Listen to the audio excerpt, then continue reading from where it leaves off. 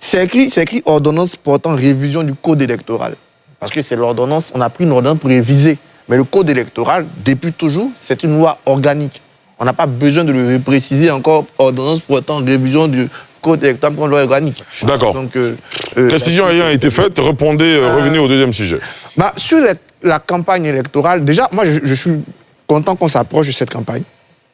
Et j'espère que les 5 candidats vont nous amener à nous concentrer déjà sur les 5 candidats. Et arriver à prendre le pas sur tous ceux qui vont vouloir perturber la campagne parce qu'ils n'y sont pas. Et la dernière fois, je l'avais dit, aujourd'hui, moi, j'interpelle encore la AK et l'ANP pour qu'on ait un travail réglementaire qui permette aux Ivoiriens de se concentrer à partir d'aujourd'hui là sur le projet pour les 5 années. En tout cas, je pense qu'on a un moment où il faut encadrer la liberté de parole pour qu'elle produise l'effet de ce qu'on doit choisir sur les 5 années prochaines. Parce que pour moi, c'est un moment important. Ouais, c'est mon avis, hein, on n'est pas obligé de le partager. Ensuite, moi j'ai toujours une campagne. Celui qui réussit une campagne, c'est celui qui réussit à mettre de la magie. De la magie, elle peut venir par exemple, ton slogan.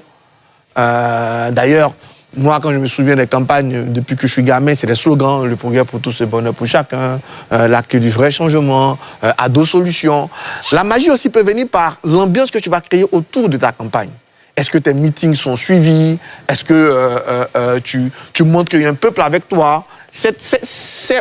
Finalement, c'est des choses très importantes, pour moi quasi aussi importantes que le projet. Parce qu'un bon projet, qui n'est pas dans un bon slogan, qui n'est pas dans une bonne équipe, qui n'est pas dans une bonne ambiance, pour moi, franchement, ça ne servira pas à grand chose.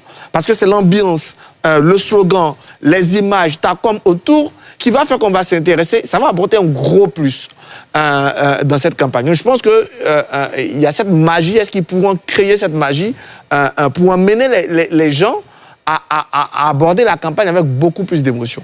Deuxième chose qui pour moi est importante, où je peux être un peu différent de Arthur, pour moi, tu perds du temps, honnêtement, à aller vouloir déconstruire le bilan du RHDP. Pour moi, je pense qu'on gagne une élection, surtout quand on est opposant, parce qu'on veut montrer une alternative. Parce qu'il ne s'agit pas de dire que l'autre n'est pas bon. Il faut surtout montrer que on peut te faire confiance. Parce que oui, l'autre peut ne pas être bon, mais ça ne suffira pas pour te faire confiance. Donc, se concentrer sur... D'abord, c'est mon avis, on peut ne pas partager, sur un bilan qui est déjà positif, à vouloir les déconstruire. Je pense qu'aujourd'hui, pour ceux-là, c'est de montrer une alternative. Une alternative en termes, par exemple, ce que vous avez fait en termes d'éducation, voici ce que moi je ferais de différent. Voici ce que je ferais différent en termes de sécurité.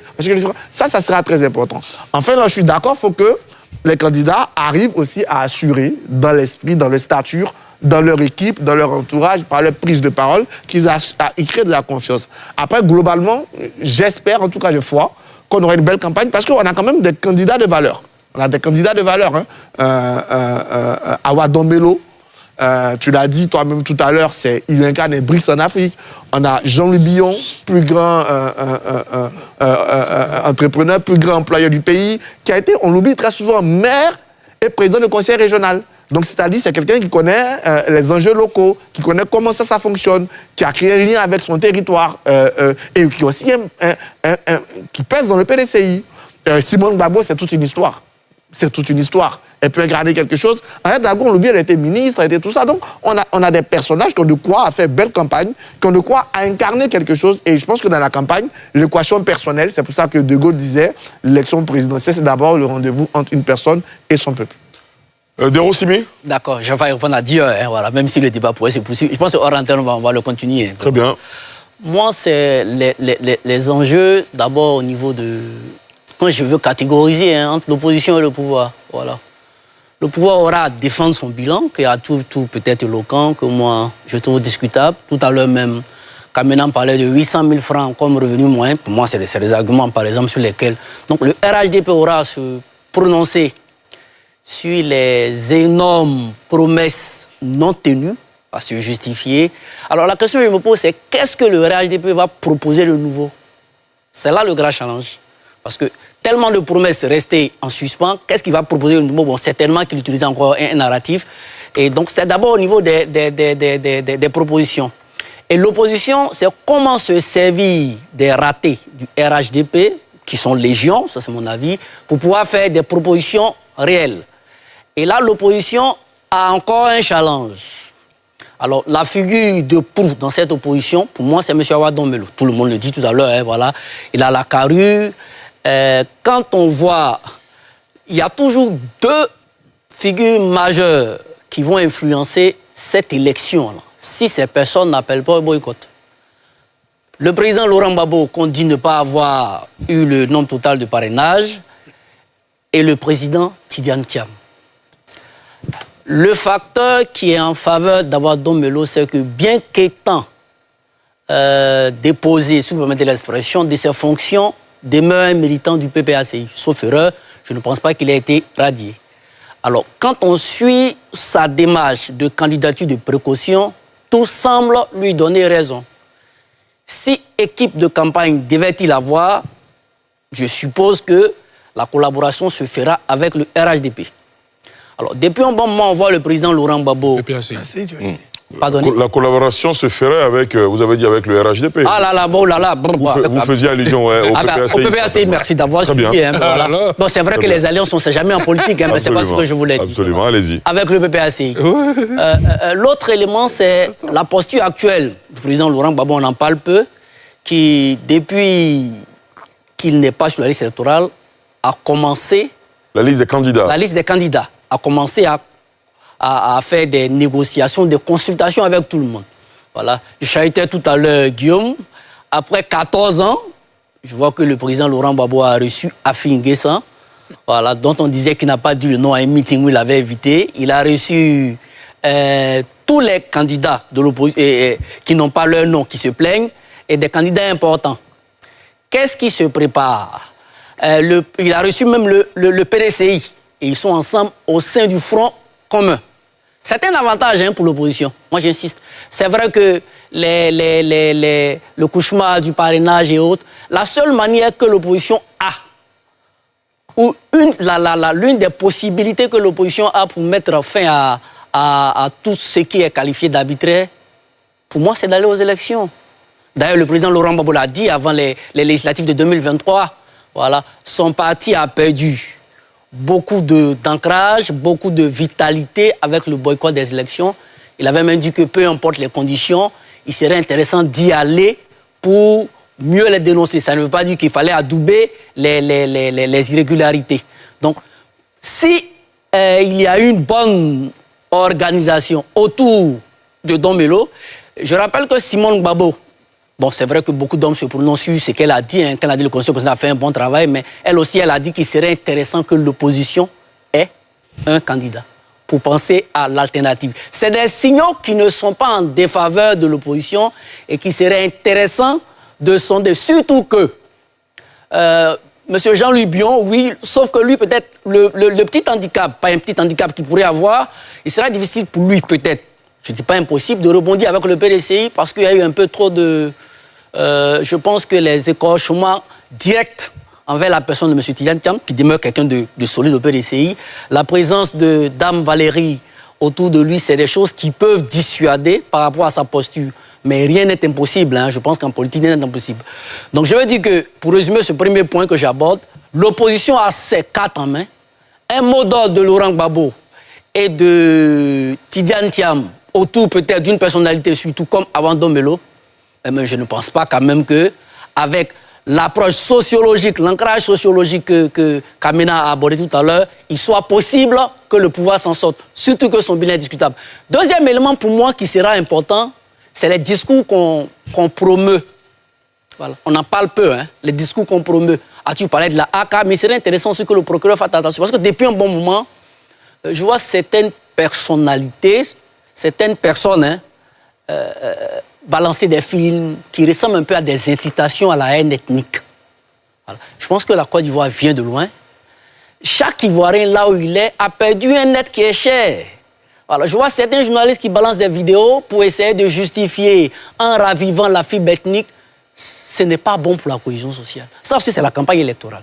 Donc, quand la période électorale arrive, c'est une période qui est sensible, où il peut y avoir une déflagration à tout moment. Donc, il serait intéressant de contrôler le langage et de faire attention à tout ce qui peut s'assimiler à des incitations à la haine.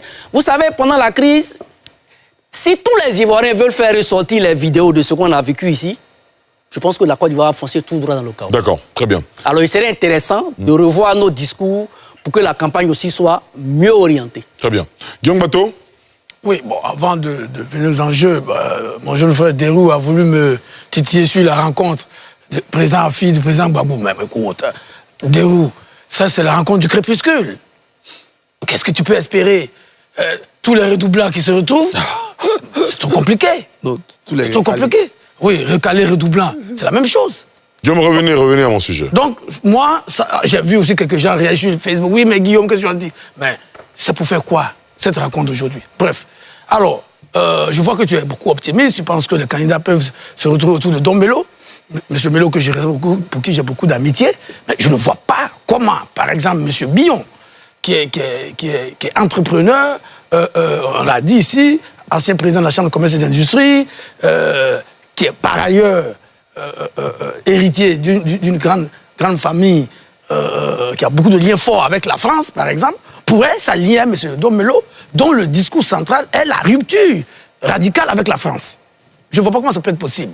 C'est la même chose pour Henriette Lagou, qui vient plutôt du PDCI.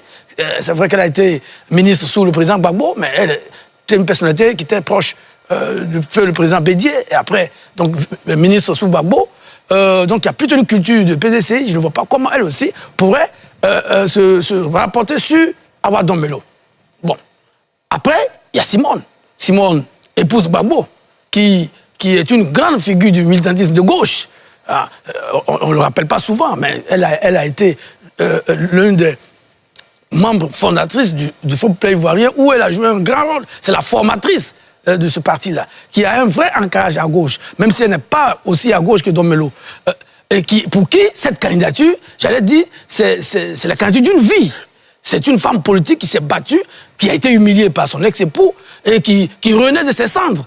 Je ne vois pas comment aujourd'hui, alors qu'elle peut incarner un leadership féminin fort aujourd'hui, qu'elle peut enfin dire ce qu'elle croit, je ne vois pas pourquoi elle se retirerait pour se rapporter dans le main, comme aiment les hypothèses. Absolument. Considérons que ce sont des hypothèses. Moi, ce que je crois, bon, le président, on l'a dit ici, je l'ai dit, le président Ouattara, il a un bilan, il a des équipes qui sont mises en place depuis longtemps. Les coordinateurs principaux et régionaux sont connus depuis plus d'un an. Il y a eu des tournées même du président du directoire pour évaluer les structures sur le terrain. Ils sont prêts. Le challenge pour les opposants, c'est d'entrer vite en campagne. C'est pour ça que moi, je me réjouis que Mme Gbagbo ait déjà nommé son directeur de campagne, le professeur Traoré. Il a été désigné ce soir comme directeur de campagne. C'est ça. Il faut entrer en campagne parce que le sortant, lui, il a pour lui ses équipes, son bilan. Donc, il faut que les opposants rentrent vite en campagne. La liste est connue depuis pratiquement une semaine. Mme Gbagbo vient de nommer son directeur de campagne. J'espère que le professeur Traoré, dans les jours qui vont suivre, va mettre en place son directeur de campagne et vont se mettre en mouvement. Il faut que tous les autres candidats se mettent en mouvement pour justement imposer le narratif des élections face à ceux qui visiblement veulent perturber les élections. Quand on regarde les rencontres crépusculaires que fait le président Gbagbo aujourd'hui, l'objectif, il est clair, c'est de brouiller le message sur les élections. C'est vrai qu'ils disent on ne va pas boycotter, mais quand M. Benjo dit on ne va pas boycotter, mais on aura Thiam comme candidat, on ne sait pas comment c'est possible. Donc, il faut que les candidats, dès maintenant, rentrent en campagne, fassent leurs propositions et commencent à aller à la rencontre des Ivoiriens. Aller à la rencontre des Ivoiriens pour qu'on sache ce qu'ils proposent. C'est à cette seule condition qu'on va imposer le narratif des élections, qu'on va réduire l'impact, parce que les gens parlent de l'impact, qu'on va réduire les impacts des bagarreurs. Ceux qui veulent la bagarre, c'est pas la campagne, l'intensification des campagnes, de la communication autour de la campagne. Et ça, c'est le travail d'abord des candidats, qui va faire en sorte que le discours des bagarreurs va être de moins en moins audible au vu des gens. Quand j'écoute mes co-débatteurs, on parle du PDCI, mais il faut savoir qu'il y a 8 millions d'électeurs. Et parmi ces électeurs, beaucoup ne sont pas apparentés à un parti politique. Donc, je veux dire que le jeu est ouvert, à condition que les candidats jouent le jeu et mouillent le maillot, sérieusement. Donc, les partis politiques auront un rôle à jouer s'ils donnent des consignes pour les redoublants ou pas. Mais si les candidats vont à la rencontre des électeurs, font des propositions, on sait que depuis 2010, il y a beaucoup de gens qui ne votent plus. S'ils réussissent à ramener cela dans le jeu, on peut avoir une belle campagne. Moi, je pense qu'on a des... tu l'as dit, je suis tout à fait d'accord, on a un candidat de valeur, M. Dombello, qui était connu comme un militant de longue date, vrai stratège, ancien directeur général du Bénet, Jean-Louis Billon, ancien ministre, député, maire, président du conseil, ancien président de la Chambre de commerce et d'industrie, Ariel Lago, on l'a rappelé, ancien... Donc, vraiment, s'ils mettent le maillot, ils mouillent le maillot, ils se déplacent sur le terrain, on peut avoir une belle campagne. Et nous, nous les hommes de médias, c'est aussi notre rôle de mettre en avant tous ces candidats. Oui, je suis d'accord, même si je ne suis pas d'accord avec toi sur ces appels pour couper les oreilles. Mais il faut que les médias aussi, et c'est pour ça que je salue le débat qu'on a sur NCI, que vous faites depuis un moment sur la quotidienne, c'est maintenant le moment de faire venir ces candidats pour qu'ils parlent de ce qu'ils veulent proposer. Donc, je crois qu'on a une belle campagne en perspective et il faut que les Ivoiriens tournent le dos aux bagarreurs. D'accord, on va pousser la question un peu plus loin. Messieurs, il ne nous reste que 10 minutes pour que vous prononciez sur le troisième des sujets. Est-ce qu'un deuxième tour est envisageable de votre analyse, Augustin Couillot? Oui, c'est possible. C'est une élection, rien n'est gagné d'avance. C'est cela. Vous voyez, en 2000, quand M. Gbagbo était le candidat de valeur retenu face au général Robert Gueye, je me souviens d'un reportage d'une chaîne internationale le jour du vote qui disait que pratiquement c'était plié pour le général. Personne ne croyait. Et l'un des universitaires de l'époque, M. Kobi, sur le plateau, avait dit si Gbagbo gagne, ce sera un tremblement de terre. Et effectivement, Gbagbo a gagné. Je veux dire qu'il ne faut pas fermer la porte à toutes les éventualités. Évidemment, il y a le poids du candidat sortant qui a tous les moyens, disons, financiers, et ça peut compter. C'est-à-dire, les finances, ça peut compter. Tous les moyens financiers, beaucoup de moyens humains à compte du fait que, ils ont la capacité d'attirer, même par des promesses, les adversaires. On célébrait encore il y a quelques jours une défection au sein du PDCI. Je veux dire, il est possible que tout cela arrive. Donc, on peut aller à un deuxième tour selon la capacité de l'opposition, les candidats qui sont retenus à attirer l'électorat. Donc c'est possible, mais je veux dire, il ne faut pas, dans tout ça, on se projette dans la campagne, mais l'impact des candidats non retenus, il faut qu'on en tienne compte. Si on n'en tient pas compte, on va présenter un tableau idyllique, alors que beaucoup de gens qui ne sont même pas des militants ont peur actuellement. Ils ne savent pas de quoi est fait demain. Je vous le dis, je suis encore dans le peuple. Et nous tous d'ailleurs. Oui, bien sûr, mais il y en a qui sont un peu plus haut placés. Enfin. Donc, qui ont besoin de nous autres pour leur faire remonter la réalité du terrain. Beaucoup de gens ont peur, ne savent pas si ces élections se dérouleront dans la paix.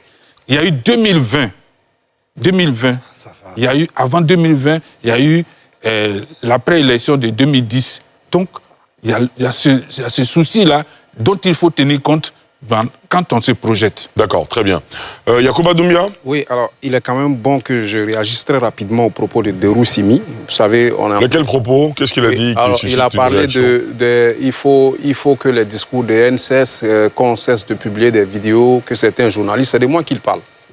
Ah bon? Oui, c'est de moi qu'il parle, parce que c'est moi qui publie sur ma page des vidéos des crimes commis de 2000 à 2010. Donc, je ne vais pas me dérober, il faut qu'il soit... D'accord, très bien. Bon, donc, très rapidement, je vais réagir et lui dire que le fait de publier des vidéos des atrocités de 2000 à 2010, ce n'est pas une prime à la commission des probables crimes, auquel cas le Rwanda n'allait pas se souvenir du génocide. Auquel cas, au niveau d'Israël, l'Ashura, par exemple, on n'allait pas en parler. Donc, rappeler les faits passés, c'est inviter les gens à ne pas retomber. Et puis, l'indignation sélective.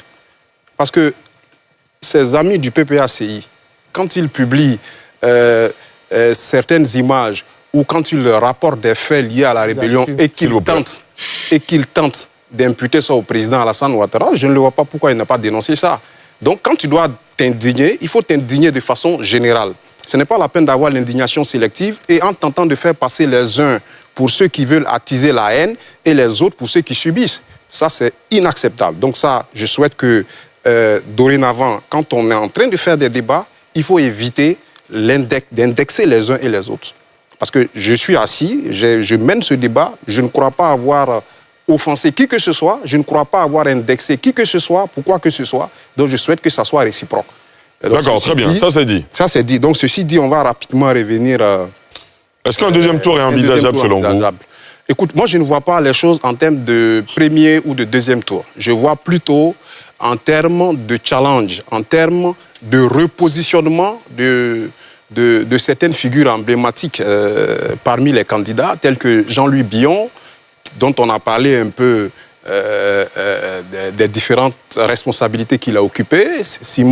Madame Simone et Yves Gbagbo, qui est quand même une figure emblématique au sein de l'opposition. Vous avez Awa Domelo. Donc, c'est leur positionnement, justement, après ces élections. Donc, s'ils font des scores honorables, cela voudra tout simplement dire qu'ils ont une belle carrière politique devant eux.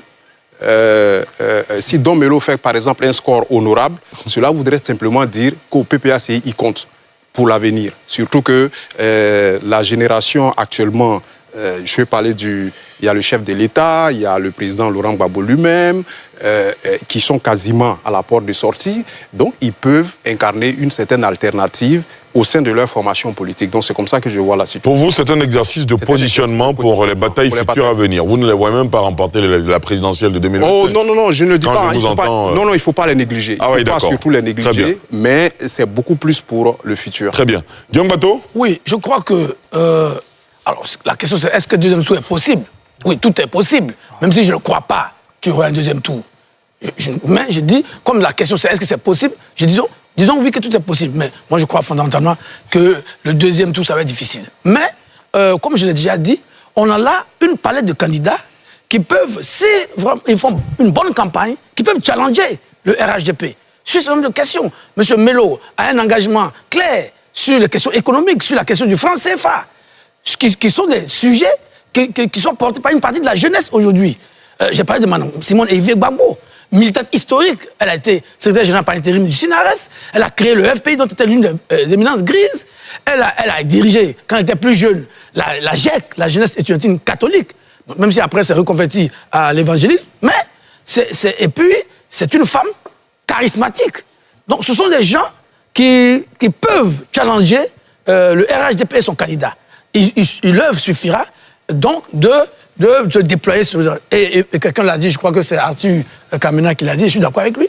Il ne faut surtout pas que le RHDP s'endorme sur ses lauriers et qu'ils disent que bon, on a un bon candidat, on a un bon bilan et on n'a pas Gbagbo et Thiam sur la ligne de départ, donc tout est gagné. Non.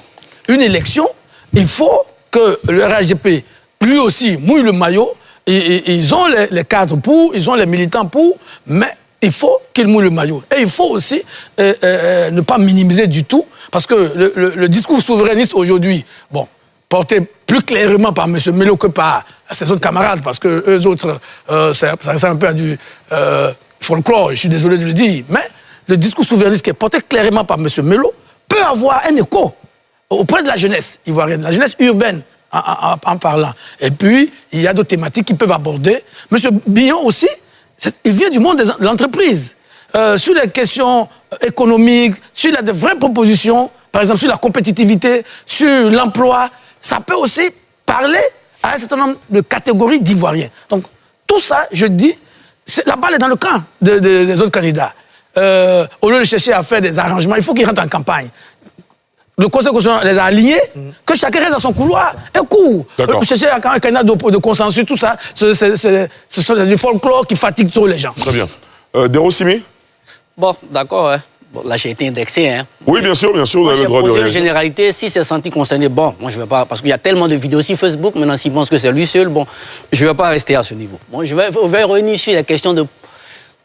par rapport à un probable deuxième tour, si Laurent Gbagbo, Thiam, Charles Blé Goudé, Simon Neivé, Awa Dombelo, comme il parle du probable fort attachement de M. Jean-Louis Bion, bon, peut-être pourquoi pas même Jean-Louis Bion et Guillaume Soro, à double candidat, il n'aura même pas du second tour. Ben voilà, le président Ouattara va perdre. Il va perdre.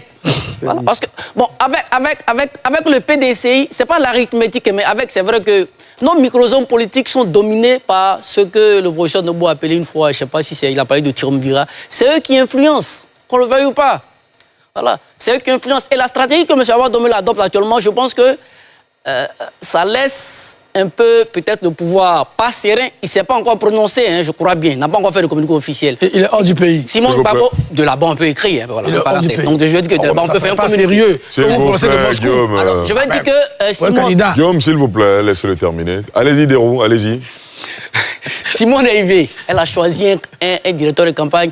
Mais chacun peut avoir son directeur de campagne, il peut faire la fusion. Mais je veux dire que moi, j'incite l'opposition, j'aime les alternatives, parce que depuis 15 ans, j'ai envie de voir quelque chose de nouveau en Côte d'Ivoire.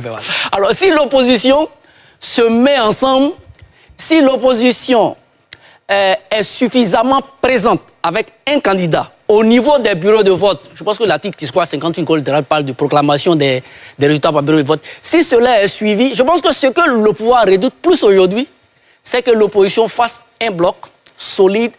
Si ce bloc-là est fait, il n'aura même pas de second tour. D'accord. Qui ne s'est pas encore prononcé ce sujet? Arthur Banga, vous aidez à prononcer? Non, ah, mais non, pas encore. Ah si, pas encore prononcé. Ah, pas encore, d'accord. Arthur Banga, les deux Arthur, de suite. Allez-y, Arthur Banga d'abord. Je vois que Derou a envie, il rêve, mais son rêve ne peut jamais être réalité. Il n'y aura pas de deuxième tour. Bon, ça, c'est... S'il vous plaît, s'il vous plaît. 25 octobre, là, t'as coquillé. Il n'y a pas de deuxième tour. Ça veut dire quoi, Arthur Banga? Attention, s'il vous plaît. Ali, moi je ne tourne pas. J'ai dit ici qu'on allait avoir 5 ou 6 candidats. On a 5 candidats. J'ai dit ici que Thiam et ils ne sont pas là. J'ai dit, il n'y a pas de deuxième tour. C'est fini. Et l'élection, là, le président, là, c'est Alassane Ouattara. Il n'y a pas d'autre. Même si Gbagbo, Thiam, Soro, ils réveillent même leur grand-père. Ça ne va pas passer. Attention, Arthur, on n'a pas besoin de ces expressions, de ces images. Bon. C'est une fois qu'on le dit. Oui, d'accord. L'image, c'est pas insultant. Non, je ne dis pas que c'est pas insultant. C'est plutôt effrayant. C'est pas insultant, mais c'est effrayant. Allez-y, terminez. Non, il y a une façon de. Je ne sais pas. Il faut aussi laisser les gens s'exprimer. Non, mais je vous laisse vous exprimer. Quand vous dites que vous allez exprimer le grand-père. Allez-y, je suis en train de dire que. Et je l'ai dit depuis longtemps. Je l'ai dit même si même si Thiam et Gbagbo étaient candidats, Alassane Ouattara les battre au premier tour. Donc s'ils soutiennent quelqu'un, il peut faire ce qu'il veut, il va les battre. Pourquoi? J'ai déjà expliqué pourquoi. Ce triumvirat de 2010, il a dit ça à nos bouts, c'est faux. Il y a 15 ans. Et quand on partait en 2010, j'ai dit regardez bien les forces en présence en 2010. En 2010, nombre de députés PDCI, près de 80. Nombre de maires RDR, près de 80. Mais on part avec même pas une dizaine de maires, 60 députés. Non, ces partis-là sont loin et très loin de ce qu'ils étaient en 2010. En revanche, le RHDP, non seulement ces zones qu'il contrôlait en 2010, il les a consolidées, mais sur chaque centimètre carré de la Côte d'Ivoire, le RHDP, allait prendre des territoires partout. Il y a des villages ici, tu ne peux pas dire non dans la salle Ouattara. En 2010, ça, tu dis dans la salle Ouattara, tu sors du village. Aujourd'hui, il y a la section RHDP là-bas. C'est clair. Voilà, donc, s'il vous plaît. Il y en a plein. On est dans ce pays-là, il faut laisser ça. Donc, je dis que ces élections-là, si c'est le deuxième tour, il n'y en a pas. On sera ici le 1er novembre, il n'y en a pas. Maintenant, ça ne veut pas dire qu'il n'y a pas de place, il n'y a pas d'enjeu. L'enjeu, je pense que l'enjeu pour ces candidats-là, ce n'est pas tant de gagner l'élection. L'enjeu pour tous ceux-là, je pense, comme Yacouba l'a dit, c'est de se positionner dans l'après. En réalité, il y a beaucoup qui sont en 2025 pour 2030. Hein. Il y a très peu qui se battent en 2025. Les gens se battent pour 2030. Parce qu'on est conscient d'une chose, Alassane Ouattara va partir, c'est son dernier mandat. Laurent Gbagbo. Donc, il y a tout un champ à reconstruire. Dans la bagarre. Et comment tu te positionnes dans ce champ à reconstruire? Ce champ à reconstruire, cette reconfiguration-là, ton positionnement peut être impacté par le lead que tu vas occuper en 2020. 25. Et même en 2025. Et même quand tu regardes maintenant dans chaque parti, Jean-Louis Bion, je l'ai dit toujours, il joue gros. Parce que si Jean-Louis Bion se prend une tarte et qu'il fait un score très faible, ça devient très compliqué pour lui pour la suite. En revanche, s'il fait un score honorable, tout comme Domelo, tout comme Simon Évêque Babou, ou même si ces deux-là réussissent un score avec un gars comme Charles Blé Goudé qui va se prononcer demain sans doute, mais tous ceux-là pensent en 2030. C'est pas tant l'élection de 2025 qui est le problème. Donc je pense que on a de très bons candidats qui vont permettre une alternative, qui vont permettre à des gens d'aller voter, mais ils ne seront pas suffisamment forts, même avec un soutien hypothétique, j'insiste sur le soutien hypothétique de Gbagbo et de Thiam n'est pas gagné. Parce que si Gbagbo et Thiam étaient dedans, ils n'allaient pas gagner. D'accord. Donc pour moi, l'élection, concentrons-nous sur ce qu'on fait en 2025 et 2030. Arthur Kamena Yoboué. Oui, rapidement, je voulais souligner que les membres des partis politiques, c'est vrai qu'ils sont adoubés, ils ont des appartenances, mais sont des êtres humains qui ont des réalités qui évoluent dans le temps. Ça, c'est une dynamique qu'il faut prendre en compte et qui ont des comportements imprévisibles. Donc, pour moi, il y a une possibilité de deuxième tour. À partir du moment où ces 4 candidats-là arrivent à briser un mythe. Ce mythe, c'est quoi? C'est le fait de considérer des élections comme étant une forme de légitimation du gouvernement. C'est-à-dire tout est déjà fait. On va juste faire une mise en scène.